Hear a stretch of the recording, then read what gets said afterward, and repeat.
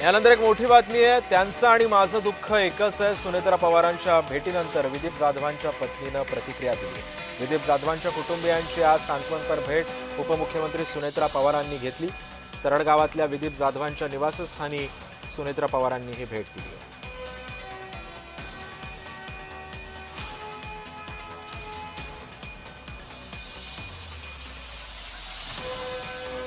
परमेश्वराच्या ह्याने सावरण्याचा प्रयत्न करतोय त्याच्यात लवकरात लवकर सावर। काय अपेक्षा होत्या आपल्या मुलाची, काय स्वप्न होती, काय दिशा होत्या? मुलाच्या अपेक्षा खूप होत्या पण तो तसे पूर्ण झाल्या नाही तसंच म्हणावं लागेल, कारण अर्धवटच सोडून गेलं, कारण एकुलता एकच मुलगा आहे तो मला। त्यांनी कधीच दादांना अंतर दिलं नाही किंवा दादांनी पण त्यांना कधीच अंतर दिलं नाही। त्याचप्रमाणे वहिनी सुद्धा माझ्याबरोबर आयुष्यभर राहणार आहे। माझ्या मुलांकडे, माझ्या संपूर्ण कुटुंबाकडे त्यांचं लक्ष राहील आणि आता आमचं नातं घरच्यासारखं आहे असं त्यांचं मत। त्यामुळे तरडगावातल्या विदीप जाधव यांच्या निवासस्थानी उपमुख्यमंत्री सुनेत्रा पवारांनी भेट दिली। त्यांचं आणि माझं दुःख एकच आहे अशी प्रतिक्रिया विदीप जाधव यांच्या पत्नीने दिली।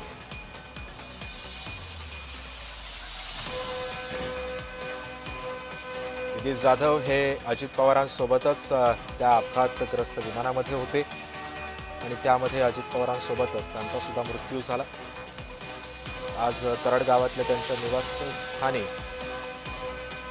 निवासस्थानी जाऊन उपमुख्यमंत्री सुनेत्रा पवारांनी त्यांच्या कुटुंबियांना भेट दिली। या संदर्भात अधिक माहिती जाणून घेत माझे सहकारी प्रकाश शिंदे सध्या आपल्या सोबत आहेत। प्रकाश, पुढे सुनेत्रा पवारांचा दौरा नेमका कसा असणार आहे आणि विदीप जाधव यांच्या निवासस्थानी गेल्यानंतर काय घडलं तिथे?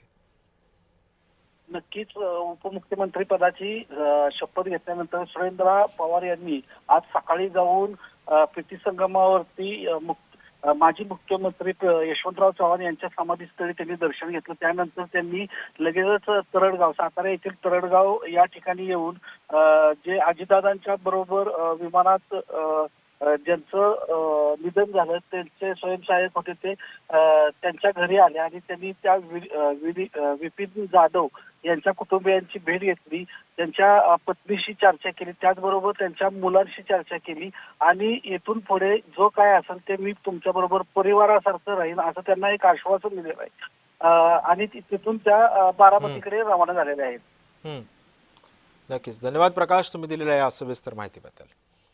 आपण पाहतोय आज साताऱ्यामधून सुनेत्रा पवारांनी या दौऱ्याला सुरुवात केलेली आहे। सुरुवातीला सकाळीच प्रीती संगमावर जाऊन यशवंतराव चव्हाणांच्या स्मृतीला अभिवादन त्यांनी केलं। त्यानंतर विदीप जाधव यांच्या तरडगाव या निवासस्थानी जाऊन सुनेत्रा पवारांनी विदीप जाधव यांच्या कुटुंबियांची सांत्वनपर भेट घेतली, त्यांच्या भावना जाणून घेतल्या आणि त्यानंतर त्यांनी पुढचा दौरा आपला सुरू केलेला आहे। त्यानंतर विदीप जाधव यांच्या पत्नीची सुद्धा प्रतिक्रिया आलेली आहे। सुनेत्रा पवार आणि आमचं दुःख हे सारखंच आहे अशी सुद्धा प्रतिक्रिया विदीप जाधव यांच्या पत्नीने दिली आहे।